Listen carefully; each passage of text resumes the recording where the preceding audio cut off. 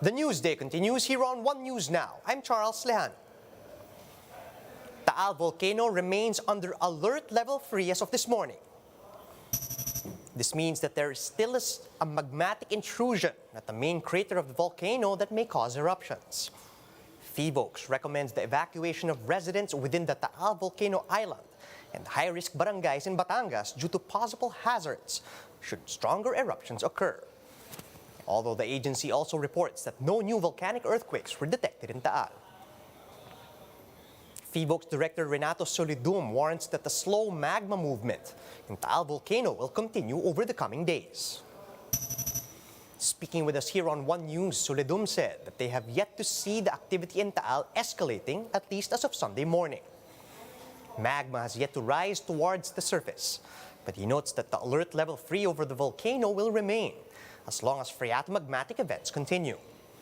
For now, Solidum says they can only recommend evacuation of residents from the 5 at-risk barangays in Laurel and Agoncillo.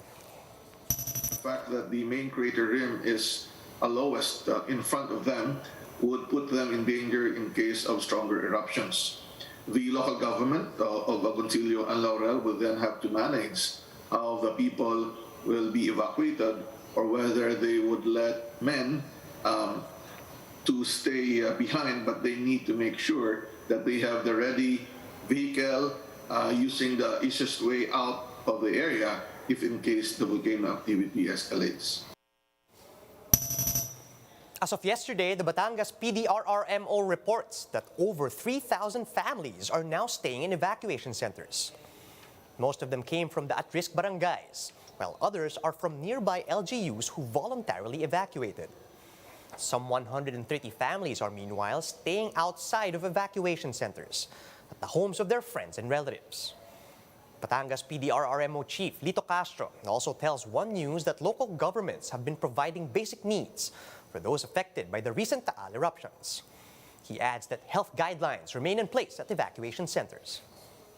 They also provided antigen testing if needed, and vaccination is ongoing also.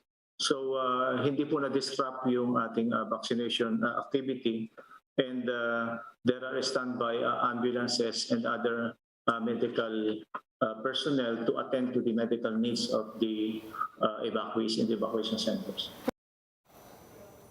The Health Department is eyeing the rollout of second booster shots by mid-April.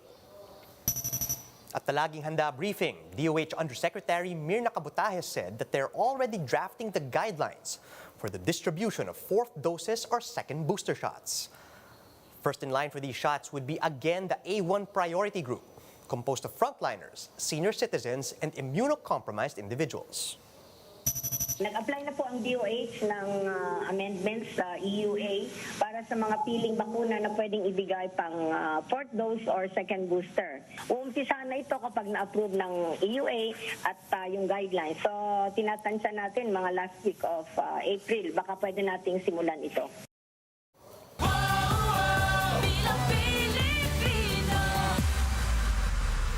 The so-called Rosa campaign is spreading like wildfire in Mindanao, as at least 15 mayors in Lanao del Sur are preparing to launch the Leni Robredo Sara Duterte campaign in the province. This was confirmed by Taraca Mayoral Bet Aminodin Sumagayan on Sunday. Sumagayan calls on Lanao del Sur's residents to think and reflect on their choice for the presidency, as the Ramadan is set to begin next month. This confirmation came on the same day that Misamis Oriental gubernatorial bet Juliet Uy announced her support for Robredo and Duterte. The Catholic Bishops' Conference of the Philippines urges the public to be concerned about the welfare of others in the upcoming elections. In a pastoral letter, the CBCP notes that the 2022 election is of great importance, as this is the time when we choose the people whom we entrust our future. The CBCP says the election is not only for candidates and voters, but for everyone who will be affected by the results of the upcoming polls. With this, they're urging Filipinos to be on guard against, quote, the suspicious and the dubious, as well as to call out those who use money, violence, and power, and those who spread lies and hatred. The CBCP added that the future cannot be built without being involved, and with this, they're calling on everyone to participate in the elections. Flowers are back in full bloom over in Baguio as the famous Panagbanga Festival makes a comeback this year after a 2-year hiatus due to pandemic restrictions. Laila Pangilinan gives us the details. The local government of Baguio and the city's Flower Festival Foundation have agreed to hold a special edition of Panagbanga this year. Although the activities are still toned down compared to the previous years due to COVID-19, the comeback of the fluvial parade after 11 years has made it special. Ginawa na natin ito in the past. Yung nga lang, hindi masyadong ganoon kataas yung interest ng mga competitors natin.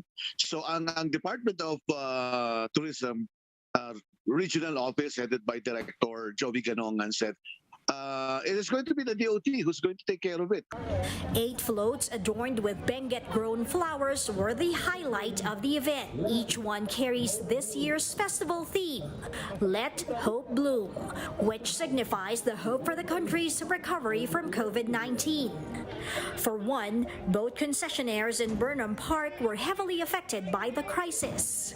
We live and breathe tourism here in Burnham Park. Ito yung ikinabubuhay ng Baguio, mostly tourism. So, matindi yung epekto ng pandemic. But with the easing of restrictions, the demand for boat rides have also increased. Gia Limpin, head of the boating concessionaires in the park, is hoping for more tourist arrivals. We're thankful. I just learned about the other night that Baguio's tourism is even higher than Boracay. Aside from the cold weather, visitors can also get a glimpse of the Panagbanga Open Landscaping Exhibition inside the park. A fireworks display is also expected to light up Baguio sky on Sunday night. The Session Road, meanwhile, is closed for vehicles to give way to the store's selling of local products. Those who are planning to visit the city must have an approved quarantine tourist pass from the Baguio Visita app. For News 5, Laila Pangilinan, we are One News.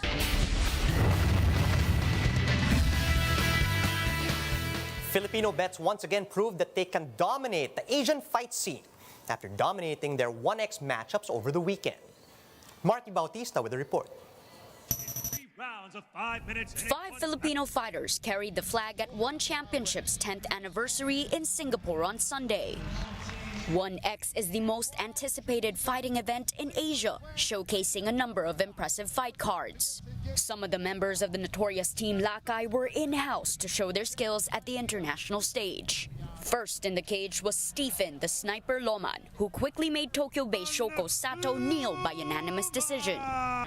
Loman currently stands undefeated at One Championship, so he hopes the outcome of this match boosts his chances for the title contention. I think I will do my best and climb the rankings. That's a better close now for the title. So the next, I would love to challenge again those rankings above me. What followed was an all-Filipino bout between Maroc Force standout Jeremy Miado and Team Lakay frontman Lito Adiwang.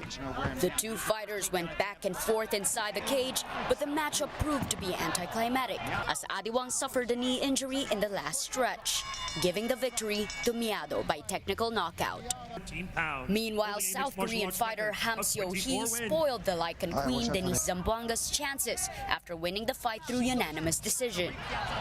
This is the second time the female fighters went head-to-head, with Ham Seo-hee also winning the first bout in a controversial victory. But veteran Filipino fighter Edward Folayang proved confident in making his mark in Singapore after he refused John Wayne Parr his 100th victory for One Championship. Folayang sent Parr out of the cage with a loss and onto his evident retirement by unanimous decision, proving that Filipino fighters can still dominate in the Asian fight scene.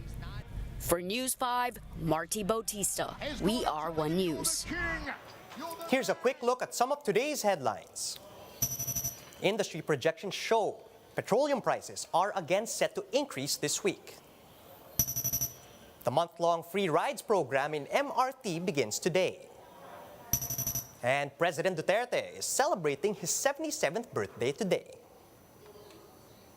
And those are the top stories at this hour. Join us again later at 11 a.m. as we continue to monitor the day's biggest stories. You can also catch One News on Signal Play. Register for a free account at www.signalplay.com and stream One News live anytime and anywhere. I'm Charles Lejano. Mask on, wash hands, and stay safe, Philippines. We are One News.